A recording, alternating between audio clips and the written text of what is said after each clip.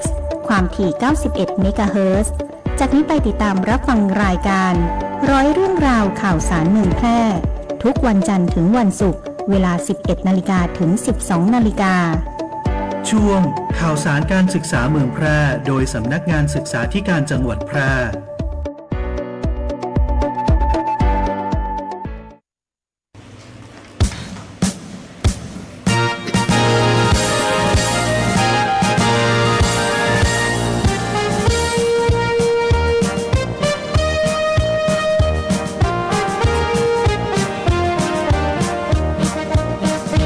สำนักงานศึกษาธิการจังหวัดแพร่สิทธิแน่บริการการศึกษาบูรณาการทำงานยั่งยืนมาการศึกษาเจ้านำทีมทำงานรับผิดชอบเป็นใจในหน้าที่เทคโนโลยีมีใช้ในทุกด้านประสิทธิภาพเชิงพื้นที่การจัดการบริหารราชรัฐพัฒนาในก้าวไกลแสนสวัสดิ์21ประดุจเป็นเม็ดงามด้านศึกษาสร้างภาพเพียรเรียนรู้สู่ประชาการศึกษายกระดับประทับใจพัฒนาการเรียนรู้ตลอดชีวิตนำปรัชญาเศรษฐกิจพอเพียงใช้การศึกษาของตนของคนไทยจะก้าวไกลด้วยทีมงานสพจ.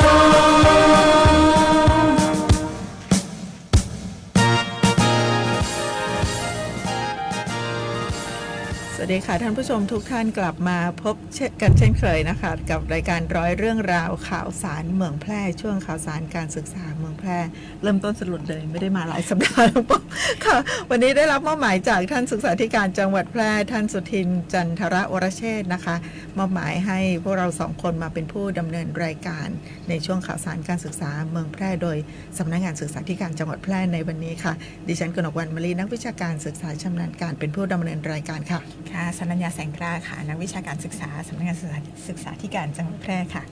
ติดราชการหลายสัปดาห์นะคะฝากน้องป๊อปนะคะจัดรายการวิทยุช่วง 2-3 สัปดาห์ที่ผ่านมานะคะ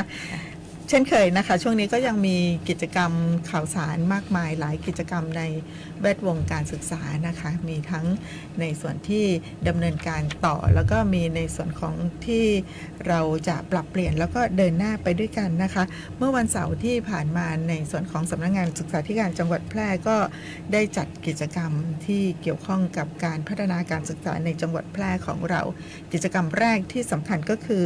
ในเรื่องของการประชุมเชิงปฏิบัติการโครงการขับเคลื่อนการบริหารจัดการการศึกษาในระดับภาคและกลุ่มจังหวัดนะคะซึ่งจังหวัดแพร่ของเรามีการจัดตั้งแล้วก็ขับเคลื่อนสมัชชาการศึกษาจังหวัดแพร่นะคะซึ่งเราได้รับเกียรติจากท่านสุทินแก้วพนาข่าวสมาชิกวุฒิสภากลุ่มการศึกษาได้มาเป็นประธานในกิจกรรมครั้งนี้ค่ะค่ะโดยงานนะคะก็มีขึ้นเมื่อวันที่6กันยายน2568นะคะเวลา 8:30 นาทีค่ะในสุทินแก้วพนาสมาชิกวุฒิสภาจังหวัดแพร่กลุ่มการศึกษาค่ะได้เป็นประธานการประชุมเชิงปฏิบัติการโครงการขับเคลื่อนการบริหารจัดการการศึกษาในระดับภาคและกลุ่มจังหวัดค่ะการจัดตั้งแล้วก็ขับเคลื่อนสมัชชาการศึกษาจังหวัดแพร่ค่ะซึ่งมีขึ้นนะคะก็เพื่อระดมความคิดเห็นที่เกี่ยวข้องกับการศึกษาทุกภาคส่วนในจังหวัดแพร่ค่ะเพื่อให้หน่วยงานทางการศึกษาแล้วก็ประชาชนผู้มีส่วนได้ส่วนเสียนะคะในการสร้างสรรค์นโยบายแล้วก็ยุทธศาสตร์สู่การปฏิบัติของการพัฒนาการศึกษาแล้วก็พัฒนาคนนะคะซึ่งการประชุมนี้ก็จะเป็นเวทีบูรณาการแลกเปลี่ยนการเรียนรู้แล้วก็แบ่งปันข้อมูลความรู้ประสบการณ์และแนวคิดวิธีการปฏิบัติใหม่ๆในพื้นที่ของจังหวัดแพร่นะคะโดยมีนายสุทินจันทรวรเชษฐ์ค่ะศึกษาธิการจังหวัดแพร่เป็นผู้กล่าวรายงานวัตถุประสงค์ของการจัดการประชุมในครั้งนี้นะคะ ซึ่งท่านผู้ทรงคุณวุฒินะคะในการประชุมเนี่ยก็จะมีทั้งท่านผู้ทรงคุณวุฒิในกสจ.แพร่นะคะสมัชชาการศึกษาจังหวัดแพร่คณะทำงานสมัชชาการศึกษาจังหวัดแพร่รวมถึงหน่วยงานทางการศึกษาในจังหวัดแพร่แล้วก็ผู้แทนจากสำนักงานศึกษาธิการภาค 16นะคะเข้าร่วมประชุมในครั้งนี้นะคะโดยในการประชุมครั้งนี้นะคะก็มีประเด็นหลักๆที่ในการประชุมนี้นะคะก็คือการประชุมพิจารณาคัดเลือกประธานของสมัชชาการศึกษาจังหวัดแพร่นะคะก็ในที่ประชุมก็ได้พิจารณาคัดเลือกนายมานพดีมีนะคะเป็นประธานสมัชชาการศึกษาจังหวัดแพร่ค่ะการประชุมในครั้งนี้ก็มีขึ้นที่ห้องประชุมแพร่นคราพาวิเลียนนะคะโรงแรมแพร่นคราค่ะค่ะก็มีการพิจารณาคัดเลือกในส่วนของประธานนะคะประธานสมัชชาการศึกษาจังหวัดแพร่นะคะอย่างที่น้องป๊อปบอกไปนะคะท่านที่ได้รับการพิจารณาคัดเลือกเป็นประธานสมัชชาการศึกษาจังหวัดแพร่ก็คือท่านมานพดีมีนะคะซึ่งท่านเป็นข้าราชการบำนาญอดีตผู้อำนวยการสำนักงานเขตพื้นที่การศึกษามัธยมศึกษาเขต37นะคะดูแลจังหวัดเชียงใหม่แม่ฮ่องสอนนะคะแล้วก็มีอดีตตำแหน่งสายบริหารหลายตำแหน่งนะคะในจังหวัดแพร่ของเรานะคะสำหรับรองประธานสมัชชาการศึกษาจังหวัดแพร่นะคะได้พิจารณาแต่งตั้งให้ท่านแม่แสงพลอยนะคะท่านอมราพรมุ้งทองนะคะนายกสมาคมผู้นำสตรีพัฒนาชุมชนจังหวัดแพร่นะคะเป็นรองประธานสมัชชาการศึกษาจังหวัดแพร่นะคะแล้วก็จะมีในส่วนของอนุกรรมการอีกหลายฝ่ายนะคะที่เราได้แต่งตั้งคุณวุฒิผู้ทรงคุณวุฒินะคะซึ่งมีมากมายหลากหลายนะคะทั้งในสายงานการศึกษาเองด้วยทั้งภาครัฐแล้วก็ภาคเอกชนหน่วยงานที่เกี่ยวข้องนะคะเพื่อที่จะขับเคลื่อนการศึกษาของจังหวัดแพร่บ้านเรานะคะสำหรับในการแต่งตั้งสมัชชาการศึกษาจังหวัดแพร่นะคะก็ลงนามโดยท่านผู้ว่าราชการจังหวัดแพร่นะคะในนามของประธานคณะกรรมการศึกษาธิการจังหวัดแพร่ท่านได้ลงนามคำสั่งคณะกรรมการศึกษาธิการจังหวัดแพร่แต่งตั้งสมัชชาการศึกษาจังหวัดแพร่เมื่อวันที่30 เมษายน 2568นะคะเป็นคำสั่งที่ 1/2568นะคะสำหรับในส่วนของการจัดตั้งสมัชชาการศึกษาของจังหวัดแพร่ของเรานะคะก็สืบเนื่องมาจากนโยบายนะคะของกระทรวงศึกษาธิการในการกำหนดนโยบายการศึกษาประจำปีงบประมาณ 2568 ถึง 69 โดยมุ่งมั่นที่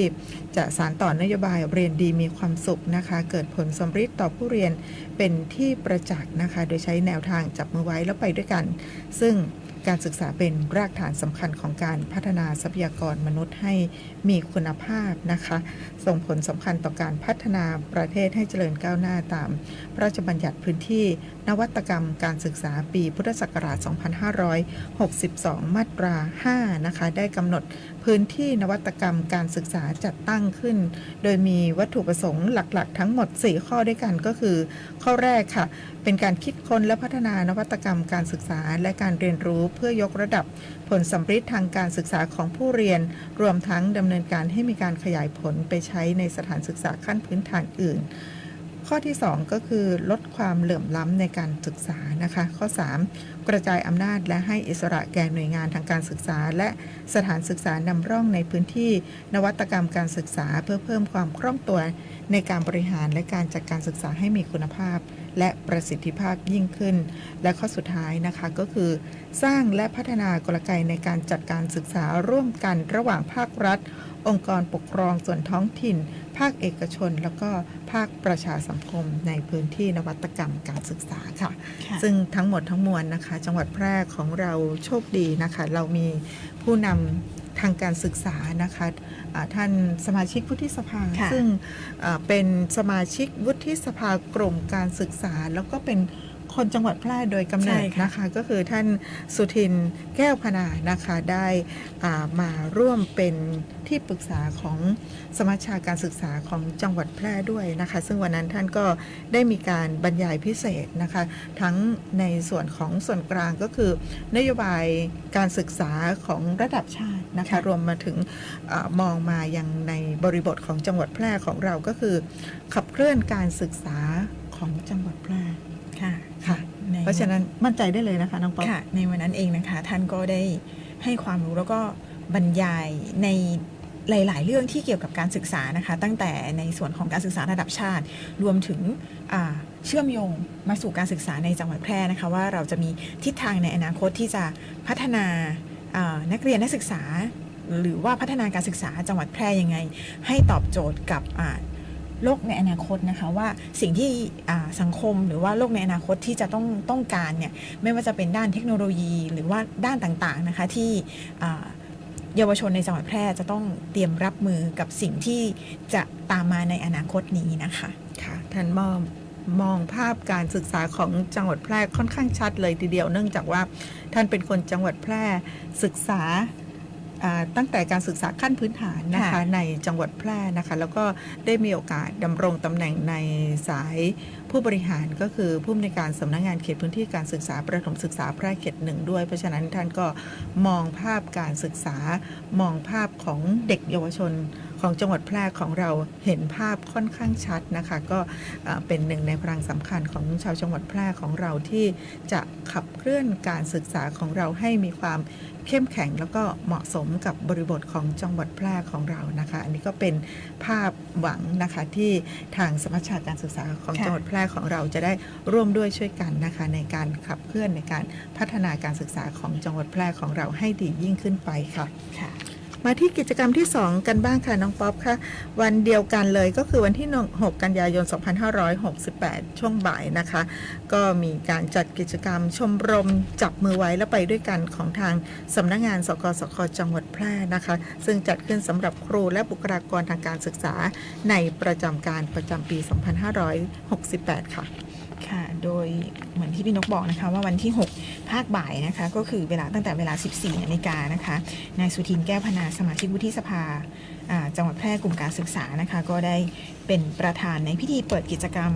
ชมรมจับมือไว้แล้วไปด้วยกันของสำนักงานสกสคจังหวัดแพร่นะคะสำหรับครูแล้วก็บุคลากรทางการศึกษาในประจำการประจำปีพุทธศักราช 2568 นะคะแล้วก็ได้บรรยายพิเศษความก้าวหน้าร่างพระราชบัญญัติการศึกษาแห่งชาตินะคะรวมถึงแนวทางในการขับเคลื่อนยกระดับคุณภาพการศึกษาในพื้นที่จังหวัดนะคะแล้วก็รวมถึงการถอดประสบการณ์บทบาทหน้าที่ด้านการศึกษาและก็สร้างแรงบันดาลใจในการทำงานร่วมกันนะคะโดยมีนายชานรงค์จันทร์ป้อมนะคะ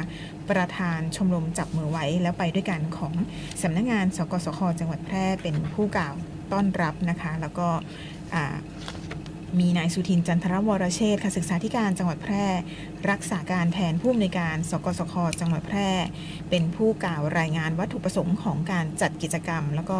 รวมถึงบรรยายภารกิจบทบาทภารกิจของสกสคจังหวัดแพร่นะคะซึ่งกิจกรรมนี้ก็ได้จัดขึ้นที่ห้องประชุมมเหสักวิทยาลัยเทคนิคแพร่ค่ะสำหรับกิจกรรมที่สำคัญในวันนั้นนะคะอย่างที่น้องป๊อปได้บอกไปนะคะเราก็ได้รับเกียรติจากท่านสุทินแก้วพนานะคะสมาชิกวุฒิสภากลุ่มการศึกษาในนามของรองประธานคณะกรรมาธิการการศึกษาการอุดมศึกษาวิทยาศาสตร์วิจัยและนวัตกรรมวุฒิสภาคนที่1ด้วยนะคะซึ่งท่านก็ได้มาบรรยายพิเศษนะคะในเรื่องของความก้าวหน้าของร่างพระราชบัญญัติการศึกษาแห่งชาติแล้วก็แนวทางการขับเคลื่อนยกระดับคุณภาพการศึกษาในพื้นที่จังหวัดแพร่นะคะเนื่องจากว่าวันนั้นนะคะบุคลากรที่เข้าร่วมกิจกรรมชมรมจับมือไว้แล้วไปด้วยกันของทางสำนักงานสกสคจังหวัดแพร่ในช่วงบ่ายที่วิทยาลัยเทคนิคแพร่นะคะส่วนใหญ่ก็จะเป็นท่านผู้บริหารสถานศึกษานะคะเพราะฉะนั้นก็วันนี้ก็ถือว่าเป็นโอกาสสำคัญโอกาสพิเศษนะคะที่ได้มีการประชุมร่วมกันแล้วก็รับฟังความก้าวหน้าของร่างพระราชบัญญัติการศึกษาแห่งชาตินะคะรวมไปถึงในส่วนของท่านสุทินแก้วพนานะคะท่านได้กรุณาถอดประสบการณ์บทบาทหน้าที่การศึกษาแล้วก็ สร้างแรงบันดาลใจนะคะให้กับท่านผู้บริหารในการทำงานในการขับเคลื่อนการบริหารการศึกษาแล้วก็การทำงานร่วมกันนะคะก็ถือว่าเป็นนิมิตหมายที่ดีซึ่งเป็นไปตามวัตถุประสงค์ของชมรมจับมือไว้ด้วยกันแล้วไปด้วยกันของทางสำนักงานสกสคจังหวัดแพร่นะคะเนื่องจากว่าเป็นกิจกรรมด้านสังคมนะคะเพื่อที่จะส่งเสริมกิจกรรมความสามัคคีแล้วก็การสร้างแรงผลักดันในการทำงานนะคะเสริมสร้างความเข้าใจบทบาทหน้าที่ทางด้านการศึกษาแล้วก็สนับสนุนการทำงานร่วมกันนะคะซึ่งเป็นเวทีสำหรับคุณครูแล้วก็บุคลากรทางการศึกษาผู้บริหารสถานศึกษานะคะได้มีโอกาสแลกเปลี่ยนเรียนรู้แล้วก็เสริมสร้างความเข้าใจความร่วมมือในการพัฒนาการศึกษาให้ดียิ่งขึ้นนะคะกิจกรรมในครั้งนี้ก็เน้นไปที่เรื่องของการสร้างความเข้าใจแล้วก็ส่งเสริมความสามัคคีสร้างแรงบันดาลใจในการทำงานค่ะใน หิวใจกันทั่วหน้า ในการประชุมครั้งนี้นะคะ คุณครูผู้บริหารก็สามารถได้รับแรงบันดาลใจนะคะเพราะว่าท่านสุทินแก้วพนาเหมือนที่พี่นกบอกอะค่ะก็ตั้งแต่สายคุณครูที่สอนในโรงเรียนนะคะสู่ผู้บริหารสำนักงานเขตพื้นที่การศึกษาแล้วก็สู่ผู้บริหารระดับสูงในกระทรวงนะคะเพราะฉะนั้นคุณครูแล้วก็ผู้บริหารที่ไปร่วมงานในครั้งนี้ก็จะได้รับประสบการณ์ตรงนะคะว่าในการที่ท่านจะถ่ายทอดประสบการณ์ว่าตั้งแต่เริ่มต้นจนถึงการสู่เส้นทางของผู้บริหารในระดับกระทรวงเนี่ยท่านมีแนวทางในการทำงานหรือว่าแนวทางในการใช้ชีวิตยังไงนะคะรวมถึงในครั้งนี้เองนะคะก็จะได้รับทราบบทบาทแล้วก็ภารกิจของสกสคแพร่ด้วยนะคะว่ามีหน้าที่หรือว่ามีส่วนเชื่อมโยงในการที่จะรับสวัสดิการต่างๆของคุณครูแล้วก็ผู้บริหารยังไงนะคะว่าสามารถที่จะไปติดต่อในการดูแลสวัสดิภาพแล้วก็การดำเนินชีวิตต่างๆของคุณครูนะคะให้มีความสุขได้ยังไงว่าสกสคจะส่งเสริมยังไงนะคะในการประชุมครั้งนี้ก็จะได้รับประสบการณ์หลายๆอย่างเลยนะคะค่ะช่วงนี้มีกิจกรรมมากมายเลยนะคะของทางสกสคอย่างที่น้องป๊อปบอกไปนะคะสำหรับท่านสุทินแก้วพนานะคะท่านสมาชิกวุฒิสภากรมการศึกษาซึ่งเป็นคนจังหวัดแพร่นะคะท่านก็เติบโตนะคะในสายงานราชการมาตามลำดับเลยทีเดียวนะคะท่านเริ่มต้นรับราชการในตำแหน่งครูผู้สอนนะคะหลังจากนั้นก็ปรับเปลี่ยนมาทางสายงานผู้บริหารก็เริ่มตั้งแต่ตำแหน่งผู้ช่วยศึกษาธิการอำเภอนะคะแล้วก็มาที่ตำแหน่ง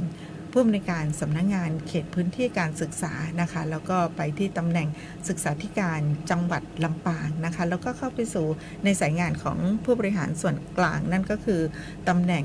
ผู้ช่วยปลัดกระทรวงศึกษาธิการนะคะหลังจากนั้นนะคะท่านก็ดำรงตำแหน่งผู้ตรวจราชการกระทรวงศึกษาธิการนะคะเลขาธิการ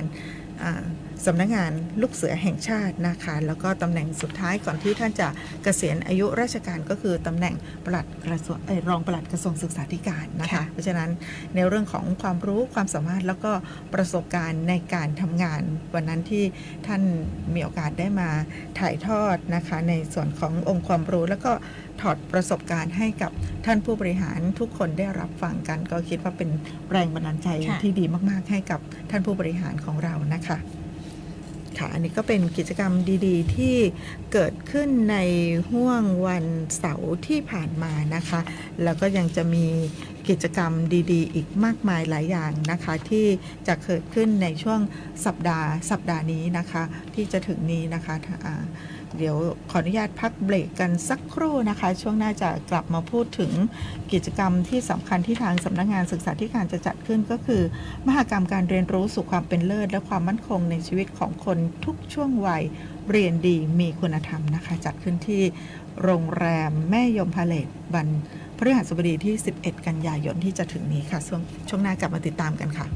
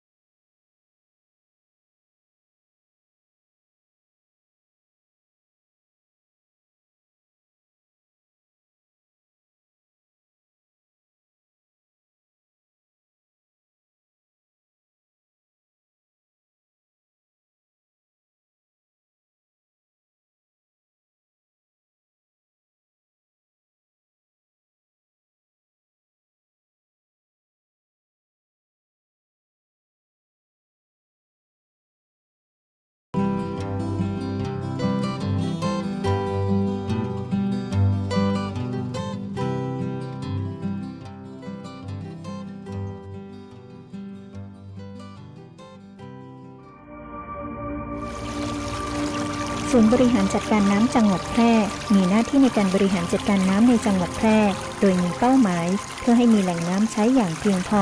สำหรับการดำรงชีวิตและการพัฒนาและเพื่อให้เกิดการใช้น้ำอย่างมีประสิทธิภาพและเป็นธรรมรวมถึงการอนุรักษ์แหล่งน้ำและการแก้ไขปัญหาน้ำท่วมศูนย์บริหารจัดการน้ำจังหวัดแพร่เข้าใจเข้าถึงพัฒนาเพื่อประชาชนติดต่อศูนย์บริหารจัดการน้ำจังหวัดแพร่โทร 054-532-900 หรือองค์การบริหารส่วนจังหวัดแพร่โทร 054-532-485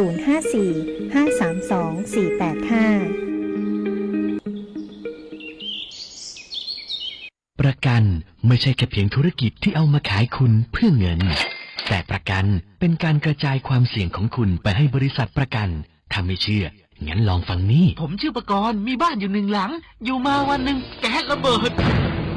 บ้านผมก็หายไปคุณว่าใครจะรับผิดชอบให้ประกรณ์ถ้าเขาไม่ทำประกันทำประกันเถอะครับจะประกันไหนๆก็อุ่นใจเมื่อมีประกันคปภ.สำนักงานคณะกรรมการกำกับและส่งเสริมการประกอบธุรกิจประกันภัยใบขับขี่ออนไลน์เนี่ยง่ายตั้งอกตั้งใจบ่ต้องไปขนส่งบ่ต้องไปอบรมบ่ต้องสอบกาถ่ายรูปโอนจ่ายจบโห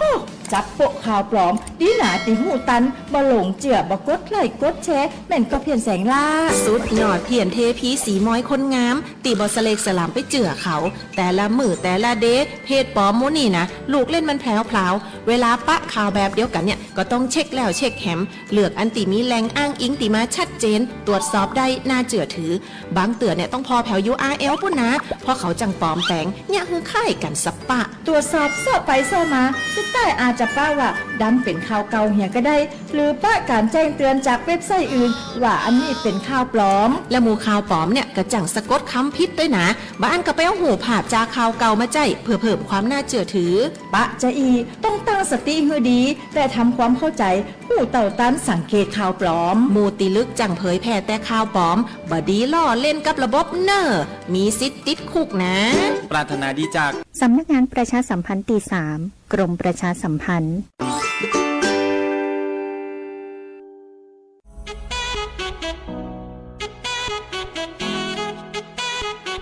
ขับไม่ดื่มดื่มไม่ขับอย่าลืมนะคะด้วยความปรารถนาดีจากสถานีวิทยุกระจายเสียงแห่งประเทศไทยจังหวัดแพร่ FM 91 เมกะเฮิรตซ์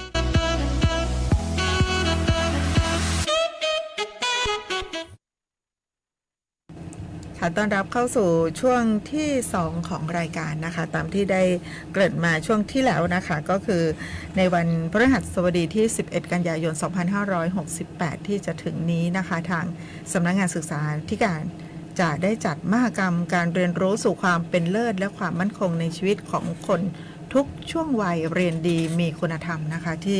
โรงแรมแม่ยมพาเลทนะคะซึ่งวันที่4ที่ผ่านมาเราก็ได้มีการประชุมเตรียมความพร้อมแล้วนะคะค่ะโดยวันที่4กันยายน2568นะคะเวลา 9 นาฬิกานะคะนายสุทินจันทรวรเชษฐ์ศึกษาธิการจังหวัดแพร่ค่ะก็ได้เป็นประธานการประชุมเตรียมการจัดงานมหกรรมการเรียนรู้สู่ความเป็นเลิศและความมั่นคงในชีวิตของคนทุกช่วงวัยเรียนดีมีคุณธรรมประชุมครั้งนี้เป็นครั้งที่2นะคะโดยมีนายสุวินเทพสาธรค่ะรองศึกษาธิการจังหวัดแพร่ผู้อำนวยการกลุ่มแล้วก็บุคลากรของสำนักงานศึกษาธิการจังหวัดแพร่เข้าร่วมประชุมณหอประชุมสำนักงานศึกษาธิการจังหวัดแพร่ค่ะโดยในการจัดกิจกรรมในครั้งนี้นะคะก็เราก็จะจัดกันในวันที่11กันยายนนี้นะคะที่โรงแรมแม่ยมพาเลทค่ะในการจัดงานเนี่ยก็จะมีทั้งกิจกรรมการจัดนิทรรศการจากหน่วยงานทางการศึกษาค่ะจะเป็นการจัดกิจกรรมตาม6ยุทธศาสตร์ของชาตินะคะรวมถึงการจัดนิทรรศการจากหน่วยงานภาคีเครือข่ายนะคะไม่ว่าจะเป็นสถาบันนวัตกรรมการป่าไม้นะคะแล้วก็หน่วยงานวิไลพยาบาล นะคะ มากมายหลากหลาย ค่ะ เลยนะคะ แล้วก็ที่สำคัญที่สุดก็คือเราได้รับเกียรติจากท่านชาตรีม่วงสว่างผู้ตรวจราชการกระทรวงศึกษาธิการนะคะมาเป็นประธานในพิธีเปิดในครั้งนี้นะคะ ค่ะ แล้วก็จะมีการมอบเกียรติบัตรแล้วก็โล่รางวัลให้กับ4 โครงการสำคัญที่ได้ดำเนินการในห่วงที่ผ่านมานะคะ ค่ะในครั้งนี้นะคะก็จะมีการรับโล่รางวัลแล้วก็เกียรติบัตรนะคะใน 4 โครงการหลักๆ ก็คือโครงการInnovation for Thai Education นะคะ FTE นวัตกรรมการศึกษาเพื่อพัฒนาการศึกษานะคะประจำปีงบประมาณพุทธศักราช 2568 นะคะโครงการที่ 2 ที่จะมารับเกียรติบัตรในครั้งนี้นะคะก็คือโครงการตรวจติดตามประเมินผลการดำเนินงานตามนโยบายและยุทธศาสตร์ค่ะโครงการที่ 3 ก็คือโครงการสร้างและส่งเสริมความเป็นพลเมืองดี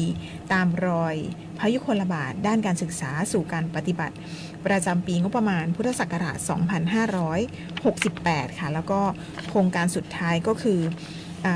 โครงการขับเคลื่อนการพัฒนาการจัดการศึกษาประถมวัยในระดับพื้นที่ค่ะ ค่ะแล้วก็นอกจากนั้นนะคะก็มีการจัดนิทรรศการที่น้องป๊อปได้บอกไปนะคะมีมากมายหลายกิจกรรมที่น่าสนใจนะคะแล้วก็มีสถานศึกษารวมไปถึงหน่วยงานที่เกี่ยวข้องด้วยนะคะสถานศึกษานี่ก็จะเป็นสถานศึกษาจากทุกๆสังกัดเลยนะคะที่จะมาร่วมจัดกิจกรรมนะคะจะขออนุญาตยกตัวอย่างนะคะเพื่อที่จะประชาสัมพันธ์ให้ทุกท่านนะคะพี่น้องประชาชนที่สนใจไปเยี่ยมชมแล้วก็ให้กำลังใจกับลูกๆเด็กนักเรียนแล้วก็คณาจารย์ที่มาร่วมจัดนิทรรศการในวันที่ 11 กันยายน 2568 ที่โรงแรมแม่ยมพาเลทได้นะคะก็กิจกรรมก็เริ่มตั้งแต่เช้านะคะตั้งแต่เวลาประมาณ 8:30 นาทีเป็นต้นไปนะคะสำหรับในส่วนของโครงการ Innovation for Education หรือว่า IFTE นะคะก็จะมีสถานศึกษามาจัดนิทรรศการนะคะได้แก่โรงเรียนราชประชานุเคราะห์ 25 จังหวัดแพร่ โรงเรียนร้องกวางอนุสรณ์โรงเรียนอนุบาลแพร่ โรงเรียนร้องกวางอนุสรณ์โรงเรียนเจริญศิลป์โรงเรียนสรอยเสรีวิทยาศูนย์ส่งเสริมการเรียนรู้ระดับอำเภอ 2 โรงเรียนแพร่ปัญญานุกูลจังหวัดแพร่ โรงเรียนนารีรัตน์จังหวัดแพร่ค่ะโครงการสร้างและส่งเสริมความเป็นพลเมืองดีตามรอยพระยุคลบาทสู่การปฏิบัตินะคะก็ได้แก่โรงเรียนบ้านหนองม่วงไข่นะคะม่วงไข่วิทยาคารสังกัดสำนักงานเขตพื้นที่การศึกษาประถมศึกษาแพร่เขต 1ค่ะวิธีปฏิบัติที่เป็นเลิศ best practice สำหรับผู้บริหารนะคะสำหรับโครงการขับเคลื่อนการพัฒนาการจัดการศึกษาปฐมวัยในระดับพื้นที่จังหวัดแพร่นะคะโดยโรงเรียนวัดเมธังกรวาสเทศรัฐราชนุกูลนะคะวิธีปฏิบัติที่เป็นเลิศ best practice สำหรับครูผู้สอนโครงการขับเคลื่อนการพัฒนาการจัดการศึกษาปฐมวัยในระดับพื้นที่จังหวัดแพร่นะคะได้แก่โรงเรียนเจริญศิลป์นะคะโรงเรียนเอกชนในกำกับของสำนักงานศึกษาธิการจังหวัดแพร่ค่ะโครงการตรวจติดตามประเมินผลการดำเนินงานตามนโยบายและก็ยุทธศาสตร์ของกระทรวงศึกษาธิการนะคะก็ได้แก่ศูนย์การเรียนรู้ระดับอำเภอหลองแล้วก็ศูนย์การเรียนรู้ระดับอำเภอหนองม่วงไข่ค่ะมาดูกิจกรรมที่มาจากหลากหลายสถานศึกษาหลากหลายสังกัดหลากหลายหน่วยงานนะคะในส่วนของโรงเรียนแพร่ปัญญานุกูลก็จะมานำเสนอโครงการพัฒนาทักษะอาชีพนักเรียนค่ะโรงเรียนบ้านนาหลวงประชาพัฒนานะคะสังกัดสพป.แพร่เขต 1กิจกรรมบริษัทสร้างความดีนะคะวิทยาสารพัดช่างแพร่นะคะสังกัดอาชีวะเป็นโครงการผู้ประกอบการร้านกาแฟและบาริสต้าหมอสั่งห้ามหรือยังทานได้อยู่นะคะกาแฟนะคะแสดงว่าเข้าไปในงานปุ๊บเราก็จะได้กินกาแฟ ชิม เลย นิด นะคะ หนึ่งนะคะ ชิมนิดหนึ่งต่อไปนะคะโรงเรียนบ้านถิ่นวิทยาคารนะคะโครงการสถานศึกษาสีขาวปลอดยาเสพติดและอบายมุขค่ะโครงการหลักสูตรอนุปริญญาวิทยาศาสตร์สาขาวิชา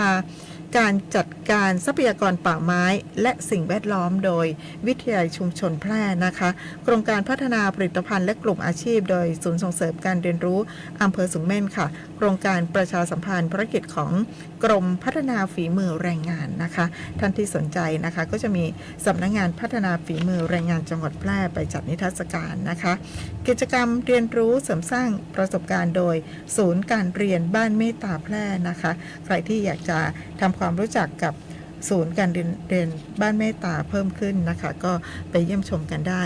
โครงการงานไม้แกะสลักด้วย CNC อันนี้น่าสนใจมากๆนะคะจากวิทยาลัยเทคนิคแพร่นะคะต่อยอดงานฝีมือช่างไม้บ้านเราได้เป็นอย่างดีเลยนะคะโครงการคุณธรรมและโรงเรียนสุจริตโดยโรงเรียนบ้านร้องกวางจันทิมาคมค่ะโครงการเพาะเลี้ยงเนื้อเยื่อพืชนะคะจากสถาบันนวัตกรรมด้านป่าไม้จังหวัดแพร่นะคะแล้วก็โรงเรียนบ้านห้วยห้อมนะคะนี่เดินทางมาไกลเลยนำเสนอโครงการของโรงเรียนกองทุนการศึกษาโครงการอาชีพพอเพียงเคียงคู่คุณธรรมนะคะโรงเรียนอนุบาลแพร่ค่ะโครงการโรงเรียนคุณภาพสู่มาตรฐานสากลโครงการรูปแบบพัฒนาผู้เรียนตามรอยวิถีธรรมนะคะโดยวัดสูงเม่นที่อำเภอสูงเม่นจังหวัดแพร่นะคะอันนี้นำโดยทางสำนักงานพระพุทธศาสนาจังหวัดแพร่ค่ะต่อไปเป็นหลักสูตรวิชาดนตรีสากลนะคะจากโรงเรียนดาราการดนตรีแพร่ค่ะโครงการส่งเสริมพัฒนาการศึกษาเพื่อความมั่นคงโดยโรงเรียนอนุบาลเทศบาลตำบลช่อแฮโครงการพัฒนาคุณภาพการศึกษา1อำเภอ1โรงเรียนคุณภาพโดยโรงเรียนบ้านหัวดงค่ะสังกัดสปป.แพร่เขต2โครงการสบชโมเดลปิงปอง7สีอันนี้ชื่อน่าสนใจนะคะแต่ว่าเป็นยังไงต้องไปติดตามเยี่ยมชมนะคะจากวิทยาลัยพยาบาลบรมราชชนนีแพร่ค่ะลำดับต่อไปเป็นโครงการลายคำล้านนานะคะท่านที่สนใจนะคะจากคณะวิจิตรศิลป์มหาวิทยาลัยเชียงใหม่นะคะโครงการสร้างและการเติบโตบนคุณภาพชีวิตที่เป็นมิตรกับสิ่งแวดล้อมนะคะโดยสำนักงานพัฒนาที่ดินแพร่ค่ะโครงการหลักสูตรต้านทุจริตศึกษานะคะโดยโรงเรียนมารดาอุปถัมภ์นะคะอันนี้เป็นกิจกรรมที่น่าสนใจที่จะมาจัดแสดงในวันที่11นะคะ11กันยายน2568นะคะนอกจากนั้นก็จะมีการแสดงนะคะของชมรมดนตรีนาฏศิลป์จากโรงเรียนอนุบาลแพร่นะคะแล้วก็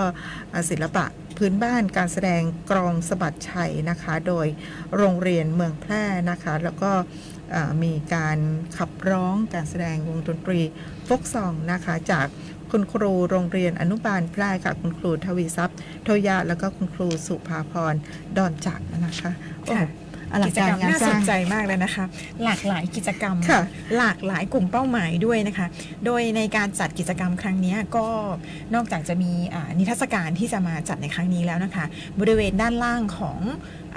โรงแรมแม่ยมพาเลทนะคะก็จะมีกิจกรรมลานละเล่นนะคะให้ลานละเล่นกิจกรรมใช่ค่ะปูเสื่อหมดเลยน้องปูเสื่อค่ะให้น้องๆได้ทำกิจกรรมกันค่ะไม่ว่าจะเป็น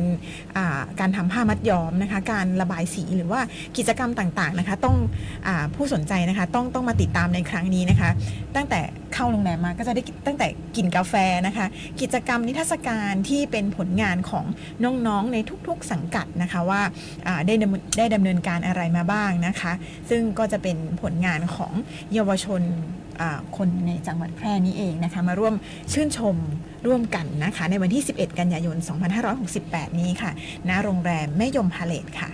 ฟังกิจกรรมแล้วก็คือสมกับชื่อของงานก็คือมหกรรมการเรียนรู้สู่ความเป็นเลิศและความมั่นคงในชีวิตของคนทุกช่วงวัยเรียนดีมีคุณธรรมนะคะกิจกรรมหลากหลายมากนะคะท่านที่สนใจที่จะเข้าไปเยี่ยมชมด้วยตาตัวเองนะคะก็ขอเรียนเชิญนะคะไปกันได้ที่โรงแรมแม่ยมพาเลทนะคะเริ่มตั้งแต่เช้าเลยนะคะประมาณ8 นาฬิกา 30 นาทีไปที่โรงแรมแม่ยมพาเลทได้เลยนะคะในส่วนของการจัดกิจกรรมนะคะก็จะมีความหลากหลายสัปดาห์หน้านะคะต้องขออนุญาตนะคะสัปดาห์หน้าน้องกำลังป๊อปจะเก็บภาพกิจกรรมมาฝากกันนะคะเดี๋ยวให้น้องเชเอมแล้วก็ทีมงานของทางฝ่ายจัดการนะคะได้จัดเก็บภาพสวยๆมาฝากกับให้ท่านผู้ฟังได้รับฟังรับชมกันนะคะในช่วงข่าวสารการศึกษาเมืองแพร่ในช่วงสัปดาห์หน้าก็แล้วกันนะคะ มาอีกข่าวหนึ่งเป็นอีกกิจกรรมหนึ่งที่สำนักงานศึกษาธิการจังหวัดแพร่จะจัดขึ้นในช่วงสัปดาห์นี้เช่นเดียวกันก็คือโครงการค่ายทักษะ Soft Skill ยุวกชาติเรียนดีมีความสุขของจังหวัดแพร่นะคะซึ่งทางสำนักงานศึกษาธิการจังหวัดแพร่ได้รับการจัดสรรงบประมาณนะคะจากสำนักงานลูกเสือยุวกชาติและกิจการนักเรียนนะคะกระทรวงศึกษาธิการเพื่อที่จะจัดกิจกรรมนะคะโครงการค่ายทักษะSoft Skill ยุวกชาติเรียนดีมีความสุขจังหวัดแพร่นะคะในวันที่จัดประชุมเมื่อวันที่ 5 เพื่อที่จะจัดกิจกรรมวันที่ 12 ถึง 13 กันยายนนี้ค่ะค่ะเมื่อวันที่ 5 กันยายน 2568 นะคะนายสุทินจันทรวรเชษฐ์ค่ะศึกษาธิการจังหวัดแพร่ค่ะก็ได้เป็นประธานการประชุมคณะวิทยากรโครงการค่ายทักษะ Soft Skill ยุวกชาติเรียนดีมีความสุขจังหวัดแพร่นะคะแพร่ Red Cross Youth Soft Skill Day Camp นะคะ Happy Learning นะคะเพื่อที่จะส่งเสริมแล้วก็พัฒนาทักษะ Soft Skill ที่จำเป็นสำหรับสมาชิกยุวกชาตินะคะให้มีคุณธรรมจริยธรรมมีทักษะที่เหมาะสมต่อการดำรงชีวิตแล้วก็การปรับตัวให้สอดคล้องกับวิถีชีวิตโลกยุคใหม่ค่ะรวมถึงสร้างความร่วมมือแล้วก็ส่งเสริมการมีส่วนร่วมของนักเรียนผู้บริหารครูผู้สอนบุคลากรทางการศึกษาในการที่จะขับเคลื่อนแล้วก็พัฒนากิจกรรมยุวกชาติในสถานศึกษาให้ก้าวหน้ายิ่งขึ้นนะคะรวมถึงพัฒนากระบวนการเรียนรู้ของกิจกรรมยุวกชาติให้ทันต่อการเปลี่ยนแปลงของโลกตอบสนองต่อความสนใจแล้วก็ความต้องการของผู้เรียนนะคะโดยในครั้งนี้นะคะก็จะมีวิทยากรโครงการค่ายทักษะ Soft Skill ยุวกชาติเข้าร่วมประชุมกันณหอประชุมสำนักงานศึกษาธิการจังหวัดแพร่ค่ะก็มีกิจกรรมที่สำคัญที่จะเป็นฐานการเรียนรู้ให้กับเด็กๆนะคะในการจัดค่ายทักษะ Soft Skill ยุวกชาติเรียนดีมีความสุขของจังหวัดแพร่นะคะฐานแรกก็จะเป็นฐานของอาหารท้องถิ่นนะคะฐานที่2เป็นศิลปะวัฒนธรรมท้องถิ่นฐานที่3นะคะจะเป็นการเรียนรู้เรื่องของโรคเอดส์นะคะท้องในวัยเรียนเพศวิถีการค้ามนุษย์นะคะเป็นการป้องกันไม่ให้ปัญหาเหล่านี้เกิดขึ้นกับเด็กๆนะคะฐานที่4ค่ะจะเป็นการเรียนรู้ภัยไซเบอร์คอลเซ็นเตอร์นะคะอันนี้ก็เป็นภัยใกล้ตัวนะคะที่ทุกเพศทุกวัยนะคะก็ได้รับผลกระทบจากภัยไซเบอร์แล้วก็ประเภทมิจฉาชีพที่มาในรูปแบบของ call center นะคะฐานที่5ค่ะเป็นกิจกรรมส่งเสริมการเห็นคุณค่าในตนเองแล้วก็เคารพผู้อื่นด้วยนะคะฐานที่6ค่ะกิจกรรมสร้างความตระหนักรู้เกี่ยวกับนิโคตินซองนะคะก็คือบุหรี่ซองแล้วก็รวมไปถึงบุหรี่ไฟฟ้าด้วยนะคะมีภัยร้ายแรงเหมือนกันนะคะจะต้องให้เด็กๆของเราได้ทำความเข้าใจตระหนักรู้นะคะแล้วก็มองเห็นโทษแล้วก็ไม่ยุ่งเกี่ยวด้วยนะคะ New Gen No Drugs นะคะแล้วก็ฐานที่7นะคะก็คือ Creative Technology Innovation นะคะเป็นกิจกรรมที่จะสร้างสรรค์ผลงานจากการเรียนรู้นะคะทั้ง6ฐานด้วยเทคโนโลยีพร้อมกับเอามานำเสนอผลงานนะคะก็เป็นกิจกรรมที่จะเกิดขึ้นนะคะในช่วงวันศุกร์ที่12กันยายน2568แล้วก็วันเสาร์ที่13กันยายน2568ที่จะถึงนี้นะคะสำหรับวันที่12ก็จะเน้นในเรื่องของการเรียนรู้และเข้าใจวัฒนธรรมวันที่13เราจะเป็นเน้นในเรื่องของทักษะเพื่อชีวิตและอนาคตค่ะน้องป๊อปค่ะเหมือนที่พี่นกบอกนะคะเป็นการเรียนรู้ทักษะในโลกของปัจจุบันนี้นะคะโลกของดิจิทัลรวมถึงก็ยังไม่ลืมความเป็นวัฒนธรรมท้องถิ่นนะคะไม่ว่าจะเป็นอาหารท้องถิ่นหรือว่าศิลปะวัฒนธรรมท้องถิ่นนะคะรวมถึงในครั้งนี้เองก็จะได้เรียนรู้ภัยไซเบอร์แล้วก็ภัยจากยาเสพติดนะคะนอกจากนั้นน้องๆก็จะได้สร้างสรรค์ผลงานจากกิจกรรมทั้งหมดนะคะสร้างสรรค์ผลงานของตัวเองด้วยเทคโนโลยีซึ่งทั้งหมดก็เป็นการประมวลผลจากวัฒนธรรมท้องถิ่นจากสู่ฐานกิจกรรมใช่ค่ะสู่การนำเสนอในโลกของเทคโนโลยีสมัยใหม่นี้นะคะน้องๆก็จะสนุกสนานในห่วง2วันนี้นะคะผ่านกิจกรรมยุวกชาติ Soft Skill ในครั้งนี้ค่ะก็พัฒนาเด็กๆของเรานะคะมาตามโครงการค่ายทักษะ Soft Skill ยุวกชาติค่ะ มาที่อีกกิจกรรมหนึ่งนะคะซึ่งในส่วนของทางผู้อำนวยการกลุ่มส่งเสริมการศึกษาเอกชนนะคะผอยานิสายงแก้วนะคะรวมไปถึงทางศึกษานิเทศของทางสำนักงานศึกษาธิการจังหวัดแพร่ค่ะสน.รภัสกรธีรชานิทิตและก็สน.นุชรีวงแก้วนะคะรวมไปถึงคุณครูของเราด้วยนะคะก็ได้เข้าร่วมประชุมเพื่อรับฟังการชี้แจงการสร้างความรู้ความเข้าใจแล้วก็แนวทางการดำเนินงานโครงการบ้านนักวิทยาศาสตร์น้อยประเทศไทยค่ะค่ะโดยในครั้งนี้นะคะเหมือนที่พี่นกบอกนะคะก็ตั้งแต่ผอยานิสายวงแก้วนะคะผู้อำนวยการกลุ่มส่งเสริมการศึกษาเอกชนนะคะสน.รภัสกรธีรชานิทิตนะคะแล้วก็สน.นุชรีวงแก้วนะคะศึกษานิเทศของสำนักงานศึกษาธิการจังหวัดแพร่นะคะรวมถึงคุณครูจากโรงเรียนมารดาอุปถัมภ์นะคะก็ได้เข้าร่วมประชุมชี้แจงสร้างความรู้ความเข้าใจและแนวทางการดำเนินงานโครงการบ้านนักวิทยาศาสตร์น้อยประเทศไทยนะคะระหว่างวันที่ 4-5 กันยายน 2568 นะคะโดยมีนายโกเมศ กันสมจิตค่ะรองเลขาธิการคณะกรรมการส่งเสริมการศึกษาเอกชนนะคะเป็นประธานในพิธีเปิดการประชุมนะคะณโรงแรม SD Avenue เขตบางพลัดกรุงเทพมหานครค่ะค่ะปิดท้ายกันด้วยข่าวประชาสัมพันธ์นะคะจากบริษัทนานมีจำกัดนะคะได้จัดโครงการประกวดวาดภาพเยาวชนชิงถ้วยพระราชทานสมเด็จพระกนิษฐาธิราชเจ้ากรมสมเด็จพระเทพรัตนราชสุดาสยามบรมราชกุมารีนะคะ House Award ครั้งที่ 17 นะคะการเดินทางสู่สถานที่ที่ใฝ่ฝันหรือมีเป้าหมายในชีวิตที่จะไปสักครั้งเปิดประสบการณ์ใหม่ให้กับชีวิตหรือว่าร่วมถ่ายทอดความทรงจำแบ่งปันความสุขความประทับใจในสถานที่ที่เคยไปผ่านงานศิลปะค่ะค่ะโดยในการจัดประกวดวาดภาพเยาวชนในครั้งนี้นะคะก็มีกำหนดส่งผลงานระหว่างวันที่ 1 กรกฎาคม